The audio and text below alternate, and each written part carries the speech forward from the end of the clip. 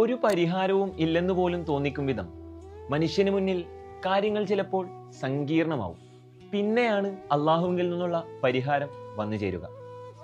കുടിവെള്ളത്തിനായി സൊഫാ മർവാ മലകൾക്കിടയിലൂടെ ഓടുന്ന ബീവി ഹാജറയുടെ കുഞ്ഞിന്റെ കാൽച്ചുവട്ടിൽ നിന്ന് സംസം ജലം പൊട്ടിയൊലിക്കുമെന്ന് ആരായിരുന്നു പ്രതീക്ഷിച്ചിരുന്നത്? അതും ലോകാവസാനം വരെയുള്ള എല്ലാവർക്കുമായൊരു വിശുദ്ധ ജലം. ഇങ്ങനെയാണ് അള്ളാഹു കാര്യങ്ങളെ ഒരണുവിട കൊണ്ട് മാറ്റിമറിക്കുക. പ്രയാസങ്ങൾ ഒരിക്കലും സ്ഥായിയല്ല തന്നെ. ഇബ്നുൽ ഖയ്യിം റഹിമഹുല്ല പറയുന്നു, ജീവിതയാത്രയുടെ അന്ത്യമെന്ന് തോന്നിക്കുന്ന കഠിനമായ പല ഘട്ടങ്ങളിൽ കൂടെയൊക്കെ കടന്നു വന്നവരാകും നാം എല്ലാവരും. പക്ഷേ ഇന്ന് അതൊക്കെയും വെറും ഓർമ്മകൾ മാത്രമായി. അതുകൊണ്ട് നിരാശയരുത്.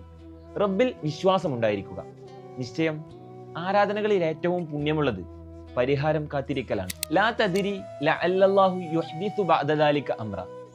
നിനക്കറിയില്ല, ഇനി വല്ല അനുരഞ്ജന മാർഗവും അള്ളാഹു ഉണ്ടാക്കിയേക്കാം.